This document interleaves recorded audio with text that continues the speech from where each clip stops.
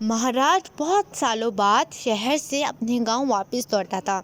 उसको अपना गांव बेहद पसंद था।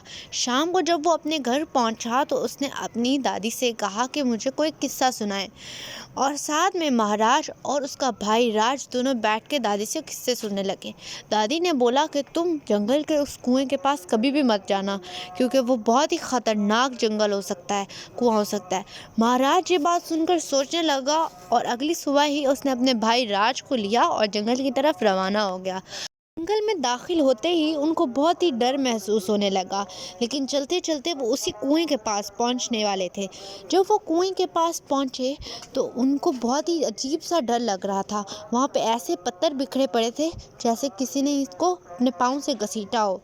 ये देखकर राज कहने लगा, अरे राज, हमें यहाँ से चलना चाहिए। मुझे यहाँ पे बहुत डर महसूस हो रहा है। भाई तुम तो मुझे यहाँ पे लेके आए हो। अब पहुँच ही गए हैं तो हम देखते तो हैं, ऐसा भी क्या खतरनाक है इसमें। ये कहते ही राज जंगल के पीछे आया। ये कुआं बहुत ही खतरनाक और डरावना दिख रहा था।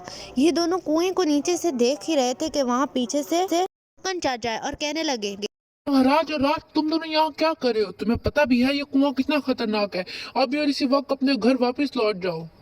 कहते ही चचा छक्कन चला गया। महाराज और राज को उसकी बातों में कुछ तो गड़बड़ लग रही थी। यही कहते उसने उसका पीछा करना शुरू कर दिया। पीछा करते करते जब वो आए तो उन्होंने देखा चचा छक्कन किसी से इंसान से बात कर रहा है। चचा छक्कन का पीछा करते करते वो एक घर के पास पहुंचे, जहां उन्होंने देखा कि चचा छक्कन किसी से तो बात कर रहा है और कह रहा है, सारा सामान यहीं पे रख दो, और किसी ने देखा तो नहीं है तुम्हें आते वक्त यहाँ पे?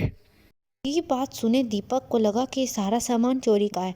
उसने फौरन ही वहां पे पुलिस को कॉल कर दी और उसी वक्त पुलिस वहां पे पहुंची और छक्कन को वहां से गिरफ्तार करके ले गई।